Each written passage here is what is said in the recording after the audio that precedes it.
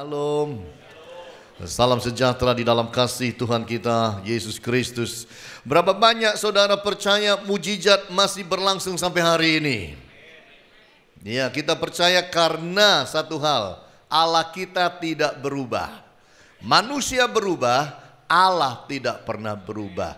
Manusia bisa menjadi tua, Allah tidak pernah tua karena dia tidak memakai tubuh jasmani. Dia adalah roh.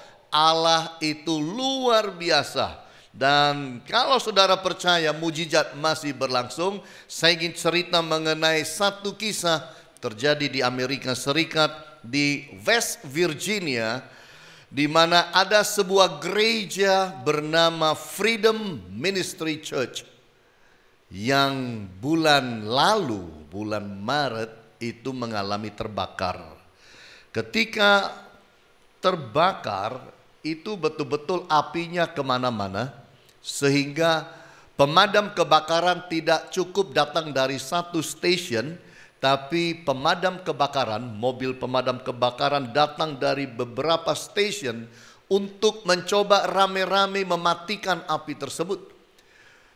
Ketika mereka sedang bekerja, api tambah besar, bahkan api itu keluar, sehingga orang-orang ini terpaksa mereka harus mundur dan mundur dan mundur karena apinya itu menjilat-jilat sampai keluar. Dan mereka berkata ini betul-betul api betul-betul membakar dengan dahsyat. Setelah apinya padam, mereka mencoba masuk ke dalam, mematikan api-api yang masih ada di dalam. Kemudian mereka melihat apa yang masih ada dan bisa diselamatkan. Dilihat semua di dalam gedung, saudara, semuanya habis. Kursi, meja, gorden, lemari, alat-alat musik, semua habis. Sound system semua habis. Tapi mereka terkejut satu hal. Di depan itu ada sebuah tatakan. Lalu didirikan di tatakan itu Alkitab demi Alkitab. Dan pemadam kebakaran berkata, dari seluruh gedung, semua Alkitab tidak ada satu terbakar. Salib tidak terbakar. Allah kita ajaib. Amin Bapak Ibu. Allah kita ajaib. Alkitab itu dari kertas. Kertas dan kayu mana lebih cepat terbakar? Kertas. Saya lihat fotonya karena dimasukkan CNN, jadi saya lihat fotonya. Gak terbakar. Tidak tersentuh sama sekali. Itulah mujizat yang luar biasa. Mujizat masih bisa terjadi bagi orang yang percaya. Amin Bapak Ibu. Kalau amennya susah itu susah datang juga mujizatnya. Ulangi lagi. Mujizat masih bisa terjadi bagi orang yang percaya kepadanya. Amin. Itulah Allah kita. Allah pembuat mujizat. Saya ingin bawa kita melihat di dalam kebenaran firman Tuhan. Yang hari ini saya sampaikan dengan satu tema, Understanding God's Power. Mengerti kuasa Allah. Buka dengan saya Matius. Matius pasalnya yang ke-8. Matius pasal yang ke-8. Lalu kita lihat ayat 23 sampai 27. Lalu Yesus naik ke dalam perahu dan murid-muridnya pun mengikutinya. Sekonyong-konyong mengamuklah angin ribut di danau itu, sehingga perahu itu ditimbus gelombang, tetapi Yesus tidur. Maka datanglah murid-muridnya membangunkan dia, katanya, Tuhan tolonglah kita binasa. Ia berkata kepada mereka, mengapa kamu takut, kamu yang kurang percaya? Lalu bangunlah Yesus menghardik angin dan danau itu. Maka danau itu menjadi teduh sekali. Dan heranlah orang-orang itu, katanya, orang apakah dia ini sehingga angin dan danau pun taat kepadanya. Inilah satu kesempatan di mana murid-murid melihat sendiri dengan mata kepala mereka sendiri mujizat terjadi. Ketika mereka yang disebut profesional, fishermen, nelayan yang profesional, mereka tidak bisa handle badai yang sangat besar itu. Mereka yang profesional sampai kemudian membangunkan Yesus yang tertidur dengan kata-kata yang negatif. Tuhan, bangunlah, kita binasa. Negatif kan? Tapi mereka profesional. Dan disitulah Yesus bangun. Dan Yesus menghardik angin dan badai tofan itu. Tenanglah, teduhlah. Kapan badainya tenang dan teduh? 30 menit lagi, Pak. 1,5 jam lagi, Pak. Tidak. Ketika Yesus berkata, tenanglah, teduhlah, badai itu berhenti langsung saat itu juga. Tenang. Makanya murid-murid kaget. Ini orang apa ini? Siapa ini? Begitu dia berkata-kata, alam pun tunduk kepadanya. Siapa ini? Disitulah kita belajar bersama-sama, Bapak Ibu. Kalau kita melihat mujizat, mengalami mujizat, ada 3 perkara meningkat dalam hidup kita. Apakah itu? Yang pertama adalah pengetahuan kita, knowledge of Him. Pengetahuan kita mengenai Yesus, mengenai Allah pasti bertambah, bertumbuh. Tadinya murid-murid pikir Yesus ini sekedar anak tukang kayu. Bisa apa sih anak tukang kayu di laut, di danau? Tidak bisa. Anak tukang kayu itu bukan spesialisasinya kalau di air. Di darat oke. Di air kami dong. Kira-kira begitu murid-muridnya. Sehingga waktu Yesus tidur dibiarin. Ketika badai datang, mereka berusaha sekuat tenaga mereka dengan skill mereka, keterampilan, keahlian mereka. Dengan pengetahuan yang mereka punya bagaimana menghadapi, menaklukkan badai. Sampai sudah nggak bisa semua, 12 murid terpaksa noleh ke Yesus. Ya enak aja, kita setengah mati dia tidur. Membangunkan dari sopan, bangunkannya. Sampai mungkin gak sopan. Yesus, bangun, bangun. Mungkin kan? Teriakin lagi, kita ini binasa tahu. Enak aja lu tidur. Yesus bangun, ditegur, di mana imanmu? Lalu dia berkata, tenanglah, teduhlah. Langsung. Itu sebabnya murid-murid kaget. Langsung bertambah pengetahuan mengenai dia. Bahwa Allah itu lebih besar dari masalah. God is greater than problem.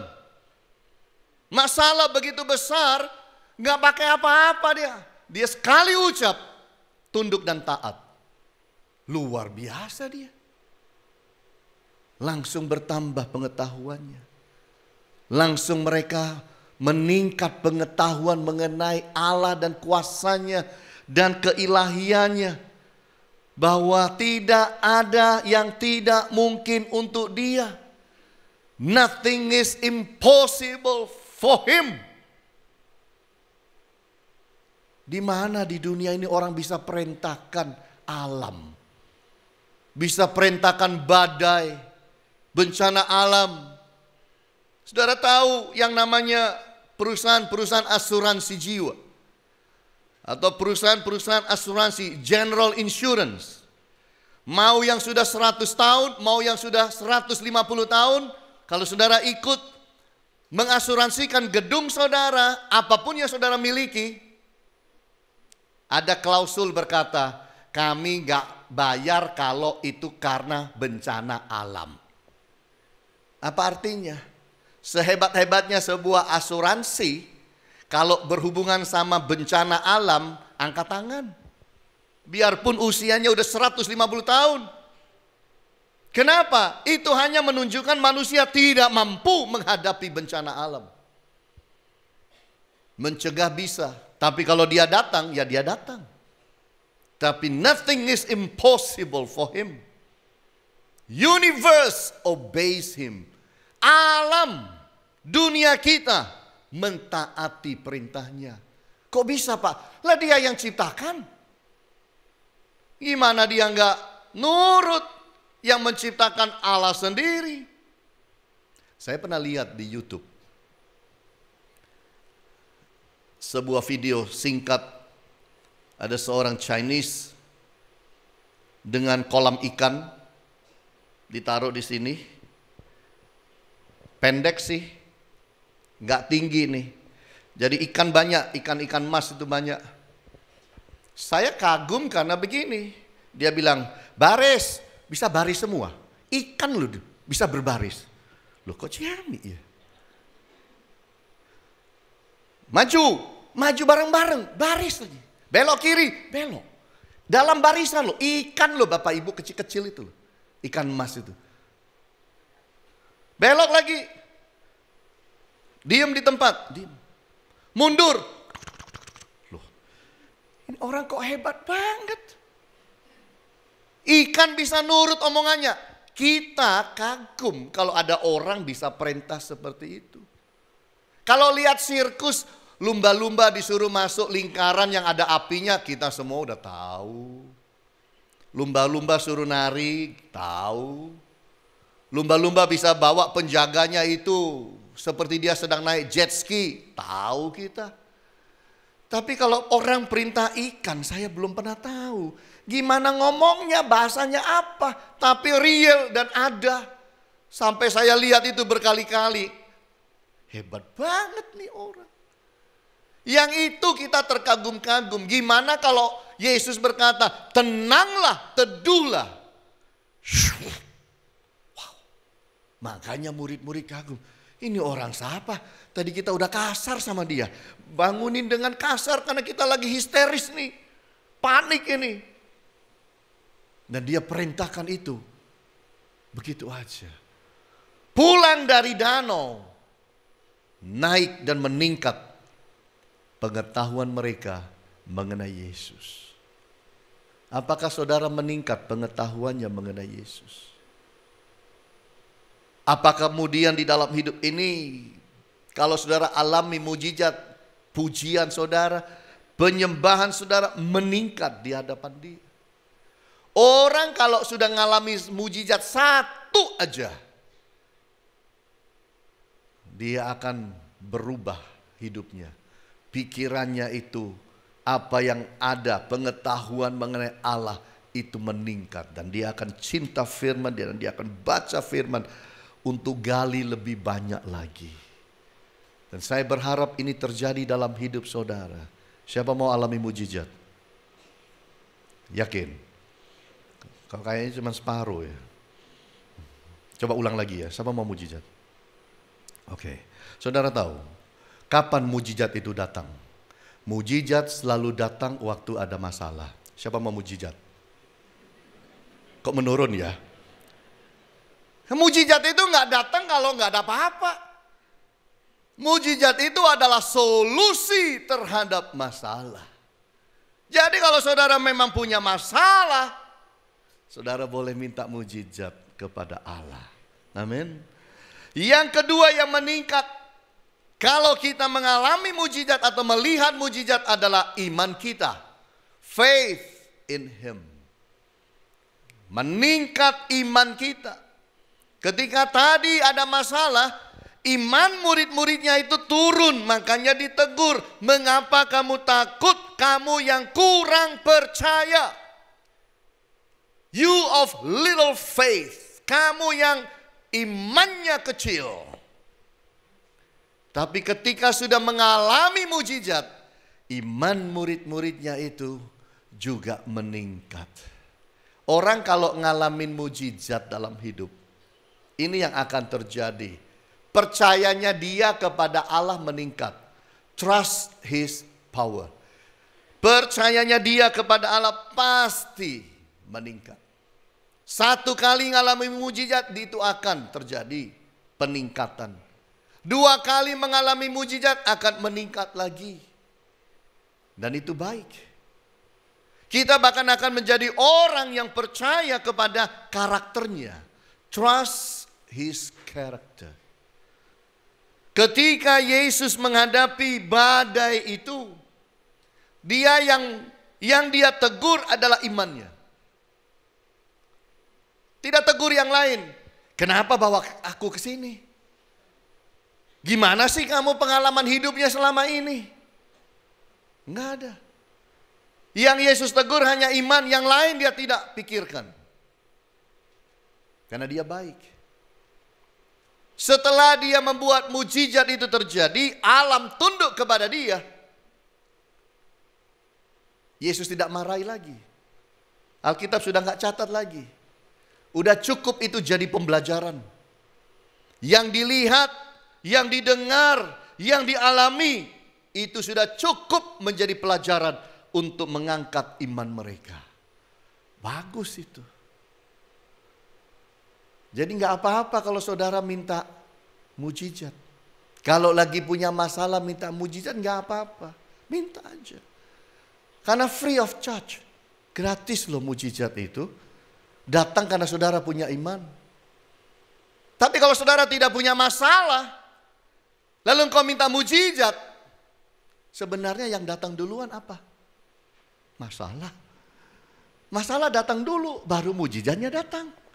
Jadi kalau lagi nggak ada apa-apa, nggak usah minta mujizat. Iya. Kalau memang lagi ada masalah, mintalah mujizat. Kalau lagi hidup lagi baik-baik, tenang-tenang menikmati berkat, jangan pagi-pagi berdoa, Tuhan berilah aku 10 mujizat. Kalau 10 mujizat, artinya yang akan datang 10 masalah. Jadi jangan diam-diam minta mujizat Bapak Ibu. Mujizat itu saudara minta waktu engkau alami masalah. Ketika iman kita meningkat, maka percaya kita kepada Dia, kuasanya, percaya kita kepada karakternya meningkat. Juga juga yang terjadi adalah percaya kita kepada rencana Allah bagi masa depan kita meningkat. Trust His future. Apa yang menjadi rencana Allah bagi kita, kita percaya pasti Dia rencanakan saya baik. Tidak akan Dia rencanakan yang buruk. Karena Dia Allah yang baik. Kalau Dia rencana sesuatu yang baik untuk saudara. Amin Bapak Ibu. Kita harus percaya itu. Sesalah-salahnya orang tua, seberdosa-berdosanya orang tua, selemah-lemahnya seorang tua, selalu punya rencana yang baik untuk anaknya. Apalagi Allah yang sempurna. Dia pasti rencanakan yang terbaik. Pernah satu kali waktu saya pulang dari Singapura dengan Ibu Agnes ini. Udah lama sih ceritanya. Lalu kemudian sudah check in kan. Namanya Singapura banyak godaan, toko-toko kan begitu Bapak Ibu. Di airport itu banyak toko, kiri kanan toko semua. Saya ngikutin aja, Ibu Agnes kemana saya ikut. Saya mau lihat ini, ya saya mau lihat ini. Ibu Agnes itu adalah orang yang kalau urusan pesawat oke lah. Apalagi pesawat luar negeri kan begitu. Dia tahu jamnya. Harus ada di gate-nya jam sekian, begini-begini. Saya sudah jalan-jalan sama dia, saya merasa kok nggak ngajak ke gate dia. Gitu. Saya pikir mungkin saya salah. Pasti dia lebih ngerti lah kapan harus ke gate. Jalan-jalan sudah agak lama. Jadi saya tanya, Mas ini masuk gate jam berapa? Dia bilang kita lihat televisi. Begitu lihat di televisi Bapak Ibu, Singapura Surabaya gate-nya close, tutup. Tutup. Sabtu itu itu Bapak Ibu. Hah? Saudara tahu, besok itu harus khotbah. Itu gate-nya tutup. Siapa yang khotbah? Ibu Agnes 4 kali, saya 4 kali, 8 kali. Siapa yang gantiin? Saudara tahu, saya baru pernah lihat, saya udah kawin Ibu Agnes lama ya. Baru pernah lihat Ibu Agnes lari sekencang-kencangnya di airport. Wow, kita berdua lari saudara. Cari gate kami. Sampai di gate, lihat di dalam, gak ada orang satu pun. Bukan hanya penumpangnya gak ada, petugasnya gak ada. Satu pun gak ada petugas. Wah, lemes sudah. Udah lemes nih. Duh, lihat minyak wangi itu apa tadi? Aduh. Iya kan? Jadi saya dan Ibu Agnes jalan keluar dari gate. Udah lemes, udah loyo. Kan habis lari. Ada yang manggil. Hello, hello. Hi, hey, hello. Noleh saya. Dia tanya bahasa Inggris. Mau kemana? Surabaya. Gate-nya udah tutup. Ya tahu. Kamu pergi aja ke ini kantor. Beritahu bahwa kamu sudah terlambat. Supaya barangmu diturunin, oke? Ya saya lagi jalan. Ada lagi yang lari. Panggil, hey, hey. Jadi saya datang lagi. Kenapa? Kamu mau kemana? Surabaya. Yang kali ini datang ini agak-agak gitu loh Bapak Ibu. Laki-laki tapi agak-agak. Marah dia sama saya. You guys are very inconsiderate ya. You too late ya. Aduh. Ibu Agnes lihat gitu ketawa terus dia. Lucu orangnya, marah tapi begitu. Saya bilang, Nes, kocong guyu. Orang ini marah sama kamu. Udah, saya cuma bisa bilang, I'm sorry, we're sorry. This is the first time happening. Udah, dia langsung pakai ininya. You follow me. Wah, udah ini lumayan. Dia telepon, pakai walkie-talkie-nya dia telepon ke atas pesawat. Aku udah ketemu orangnya, bahasa Inggris sih. Aku udah ketemu orangnya dua ini. Barangnya udah ketemu belum? Barangnya nggak ketemu, nggak usah dicari. Orangnya sekarang yang naik, barangnya nggak usah dicari, nggak usah dibawa turun. Saya dibawa naik, saudara. Wah, begitu naik ke atas, saudara. Semua itu yang duduk-duduk di pinggir itu noleh semua. Saya nggak mau lihat, saudara. Aduh. Kemudian saudara untungnya stewardnya itu lambunya itu ditutup kordenya. Begitu. Saya duduk sama Ibu Agnes, duduk pakai seat belt begini. Kita ngucap syukur sama Tuhan. Akhirnya bisa terbang, pulang dan bisa khotbah besoknya. Mujizatnya di mana? Nah ini saya tunjukkan mujizatnya. Mereka itu 30 menit cari tas koper saya, tidak ketemu. Kalau ketemu, tasnya turun, orangnya tidak boleh naik. Itu masalahnya. Yang saya lucu, kok bisa tidak ketemu? Betul nggak Bapak Ibu? Kalau duduk saya di belakang-belakang nggak ketemu. Kok bisa nggak ketemu? Karena mereka pasti berpikir, ini orang dua ini tidak pernah naik kereta api, tidak pernah naik pesawat ini. Pasti duduk di belakang. Jadi dicarilah di rombongan paling belakang tas-tasnya. Orang ketemu. Tuhanku baik Bapak Ibu. Puji Tuhan. Aduh, itu mujizat. Itu mujizat. Dengan itu membawa kita semakin apa? Ya beriman lagi sama Tuhan. Sekarang kalau ke airport itu harus betul-betul lihat jam. Ibu Agnes sekarang 45 menit mau masuk gate Bapak Ibu sekarang. Nggak mau lagi dia. Iya, membuat malaikat kan ikut lari itu Bapak Ibu. Melindungi dan memproteksi anak-anaknya itu Bapak Ibu. Luar biasa. Jadi iman meningkat kalau kita mengerti kemurahan Allah, mujizat Allah. Yang terakhir kita lihat, apalagi yang meningkat? Kasih kita, love for him. kasih kita untuk Dia meningkat kalau kita mengalami mujizat Allah, kebaikan-kebaikan Allah, pertolongan-pertolongan Allah. Pasti saya yakin murid-muridnya ini setelah badai itu berhenti, murid-murid ini pasti baik-baik sama Yesus. Pasti. Kalau ada teh kopi, Yesus mau kopi. Kira-kira begitu. Baik, udah pasti. Karena baru saja diselamatkan dari apa? Kematian, bencana. Bencana begitu besar. Badai begitu besar. Kalau kasih kita meningkat kepada Dia, maka penyerahan diri kita pun meningkat. Semakin total. Itu yang saya sebut total surrender kepada Dia. Semakin belajar menyerahkan diri kepadanya. Murid-murid waktu sudah nggak bisa lagi. Tadi udah usaha setengah mati. Supaya yang namanya menghadapi badai mereka berhasil dengan kepandaian, profesionalisme yang mereka punya. Ketika sudah nggak berhasil, panggil Yesus. Yesus beracara, mereka duduk diam. Dan terkaget-kaget lihat Yesus. Makanya bilang, ini siapa ini? Orang apa dia? Badai, angin loh. Kok bisa diperintah? Siapa dia? Cintanya kepada Yesus pasti bertambah. Dan kalau cinta bertambah, semakin kita bisa menyerahkan diri kepadanya. Bukan hanya itu, tetapi ada yang disebut total obedience. Semakin mentaati Allah. Karena percaya kuasanya yang dahsyat. Semakin kita berani mentaati Dia.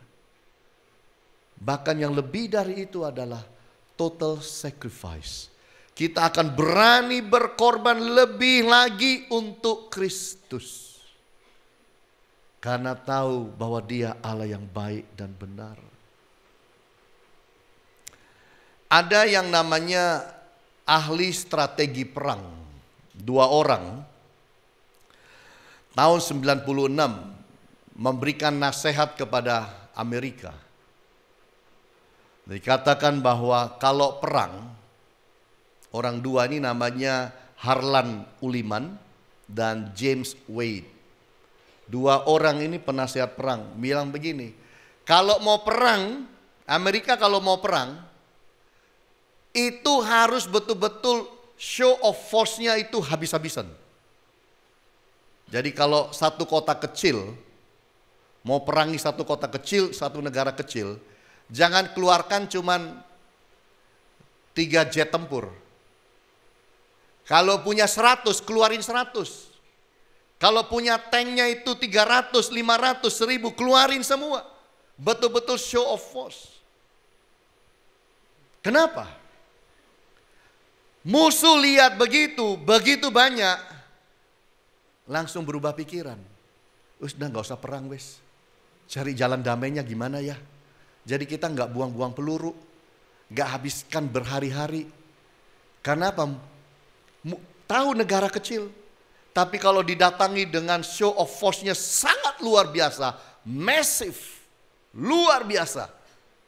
Mereka geder dulu. Lalu apa yang terjadi?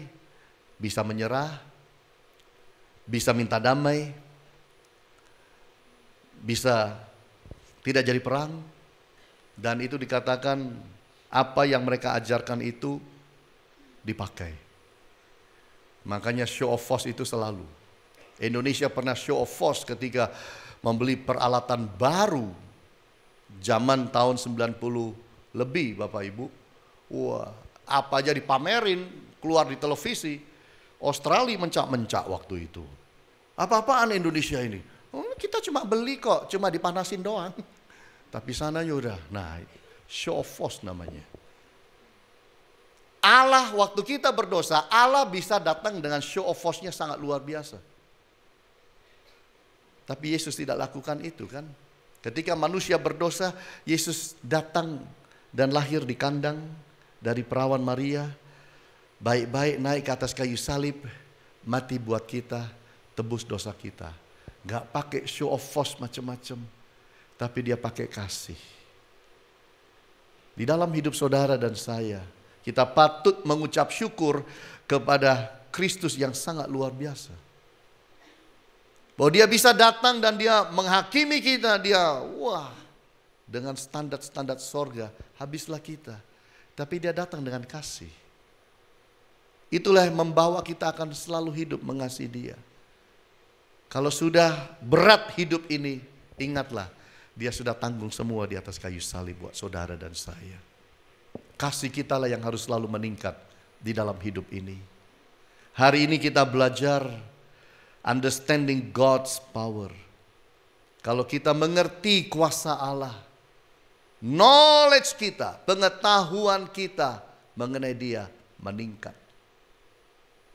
Kasih kita meningkat. Iman kita meningkat.